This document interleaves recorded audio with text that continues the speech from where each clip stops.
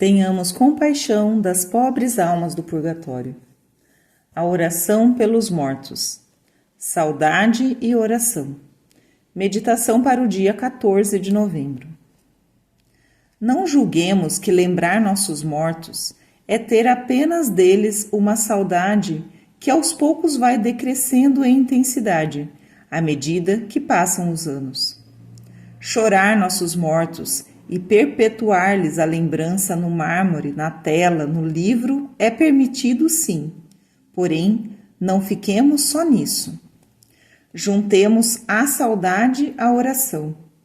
Não basta chorar, precisamos orar.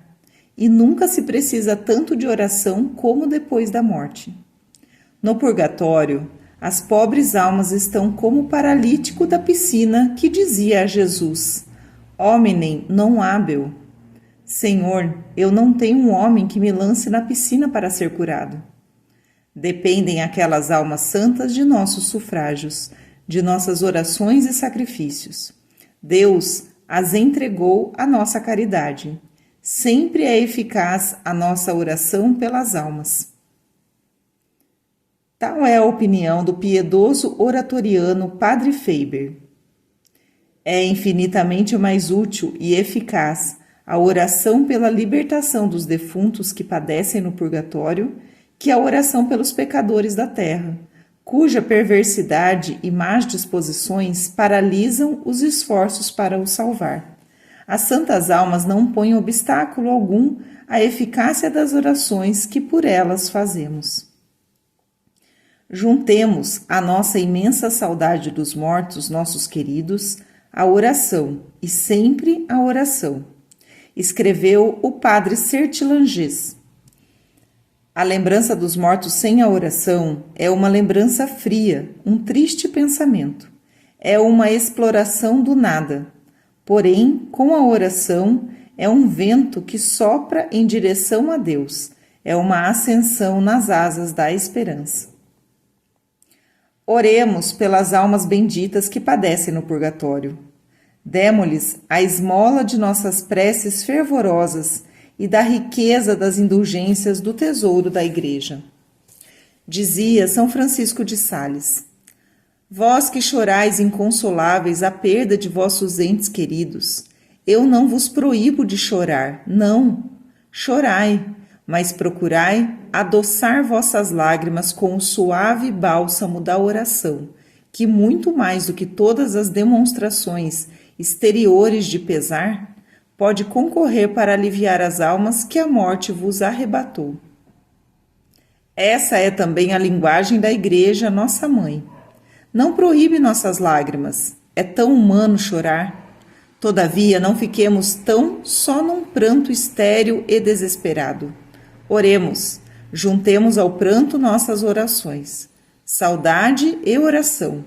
Choremos nossos mortos como cristãos verdadeiros. Meio fácil. Sim, é o mais fácil dos meios de socorrer os mortos, a oração. Alguns podem achar difícil o jejum ou a mortificação. Podem se queixar da pobreza que não lhes permite dar esmolas. Mas quem pode se excusar e desculpar-se de não poder orar? A mais curta oração feita com as devidas disposições é um alívio para os fiéis defuntos. Quem não pode bradar, dai-lhe, Senhor, o descanso eterno. Fez nosso Senhor tantas promessas à oração. Pedi e recebereis, batei e se abre-vos-á. É preciso sempre orar. A oração de Marta e Maria leva Jesus a ressuscitar Lázaro. Nossas preces pelos defuntos hão de tirar as pobres almas daquele estado de morte em que se encontram. As flores, as lágrimas, os mausoléus pomposos, nada aproveitam aos mortos. É melhor rezar por eles. Poupai vossas lágrimas, dizia São João Crisóstomo, pelos defuntos e dai-lhes mais orações. Escreve Santo Ambrósio numa das suas cartas a Faustinos, que acaba de perder a irmã. É preciso assisti-la com orações mais do que chorá-la, e convém recomendar a sua alma muito a Deus na oração. Chora menos e reza mais. Repitamos também essa recomendação a tantos que choram seus mortos, sem se lembrarem de uma prece, de uma santa missa, de uma obra de caridade para lhes sufragar as pobres almas. Quantas orações tão belas, eficazes e poderosas para o sufrágio dos nossos mortos! O Pai Nosso, a Ave Maria, o De Profundis, o ofício dos mortos. A Igreja, nossa mãe, nos dá exemplo de oração pelos defuntos. Termina, muitas vezes, as suas preces litúrgicas, como as horas canônicas, pela súplica tocante. Fidelium animas per misericordiam Dei requiesce in pace. E as almas dos fiéis, pela misericórdia de Deus, descansem em paz. Desde os tempos primitivos e já nas catacumbas, a prece pelos defuntos era conhecida e praticada na igreja. Encontram-se nas pedras inscrições como estas: Vitório, que Deus refrigere o teu espírito. Antônia, doce alma, que Deus te dê o refrigério. Que Cristo te ponha na paz. Que a tua alma repouse em Deus. Sempre as súplicas a Deus pedindo refrigério, luz e paz para os mortos. É muito agradável a Deus a oração pelos mortos. Um dia, Santa Gertrudes rezava com fervor pelos defuntos, quando Nosso Senhor lhe fez ouvir estas palavras: Eu sinto um prazer todo especial pela oração que me fazem pelos fiéis defuntos, principalmente quando vejo que a compaixão natural se junta à boa vontade de a tornar mais meritória. A oração dos fiéis desce a todo instante sobre as almas do purgatório como um orvalho refrigerante e benéfico, como um bálsamo salutar que adoça e acalma suas dores e ainda as livra de suas prisões mais ou menos rapidamente, conforme o fervor da devoção com que é feita. Noutra ocasião, disse Nosso Senhor à sua serva querida: Muitíssimo grata me é a oração pelas almas do purgatório, porque por ela tenho ocasião de libertá-la das suas penas e introduzi-las na glória eterna. Eis aí um meio tão poderoso de ajudar as pobres almas, e tão fácil, tão ao nosso alcance. Oremos e muito pelas pobres almas. Oremos pelos fiéis defuntos. Sim, já que a oração é tão poderosa para socorrer os mortos, aliviar as penas das pobres almas, vamos em socorro do purgatório. A oração da alma fervorosa, diz São Bernardo, sobe até o céu e de lá não desce sem ser ouvida. Se pede amor de Deus, vem dele cheia. Se pede a humildade, esta logo a venho adornar. Se pede a libertação das almas do purgatório, tem igualmente todo o poder para alcançá-la. São João Damasceno escreve: Não vos poderia narrar tantos testemunhos encontrados na vida dos santos, pelos quais se provam claramente as vantagens da oração que se fazem pelos defuntos. Não é em vão que se reza pelos mortos. Todas as orações são úteis para as almas, mas algumas mais úteis que outras. Por exemplo, as orações canônicas do breviário ou do divino ofício são muito mais valiosas e eficazes. Que valor não terá uma prece oficial da Igreja pelos mortos? Depois, aproveitemos o tesouro da via sacra, acompanhando os mistérios dolorosos da paixão do Salvador e oferecendo o preciosíssimo sangue para refrigério do purgatório. Que dizer do rosário? Que tesouro da Igreja padecente! Apliquemos todas as indulgências do rosário pelas almas. Uma jovem, libertada do purgatório pelo rosário de São Domingos, apareceu a esse servo da Virgem e lhe disse: Em nome das almas do purgatório, eu vos conjuro, pregai por toda parte e fazer conhecer a toda a gente a devoção do rosário. Que os fiéis apliquem às pobres almas as indulgências e os outros favores espirituais desta devoção tão santa. A Santíssima Virgem e os anjos e santos se alegram com o rosário, e as almas libertadas por ele rezam no céu pelos seus libertadores. Façamos novenas e orações em comum pelos mortos, principalmente logo depois que deixaram eles este mundo. Há o piedoso costume de se fazer uma novena pelo falecido, começando logo no dia seguinte ao da morte ou do enterro.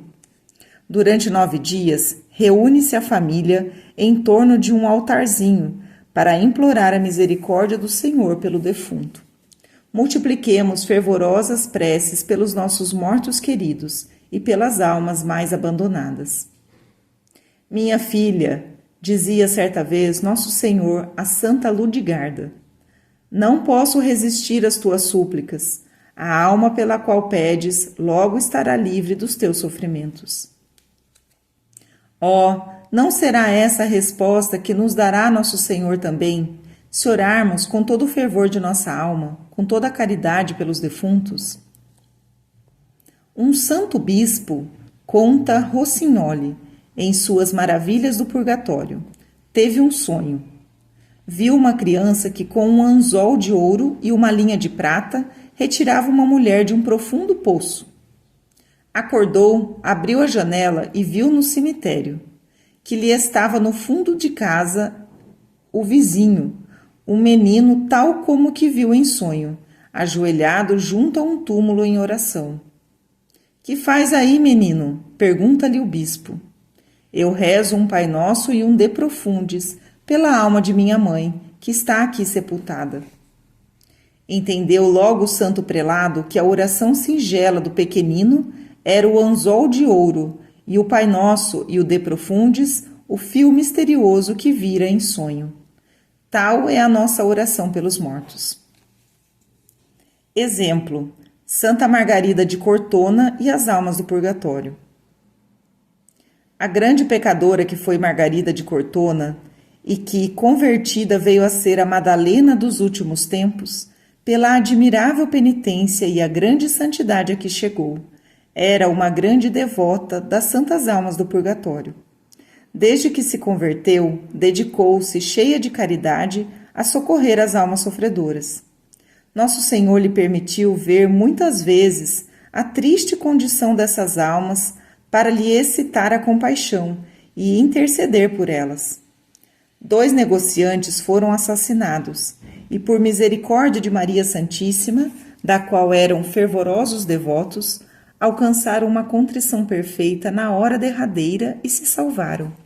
Apareceram à santa e lhe disseram: escapamos da eterna condenação pela especial proteção de Maria Santíssima, mas teremos que padecer um horrível purgatório para expiar nossas injustiças e mentiras e pecados.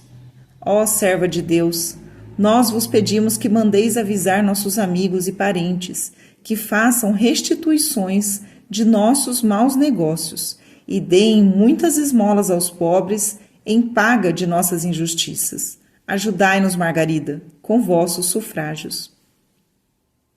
A santa se empenhou muito com orações e penitências em socorrer essas pobres almas, e assim fazia sempre que Nosso Senhor lhe revelava a necessidade e as aflições de algumas almas do purgatório.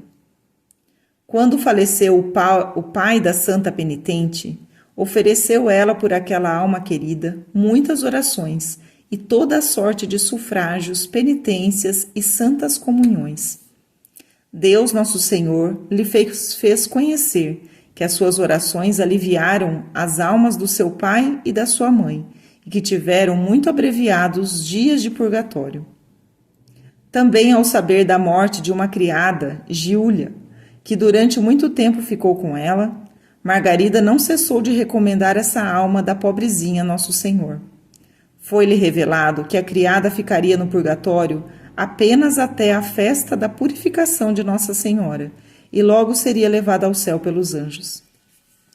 Na hora da morte, Santa Margarida de Cortona viu uma multidão de almas com o esplendor da glória do céu que vinham ao seu encontro, cheias de gratidão. Era a recompensa da sua dedicação e devoção às almas do purgatório.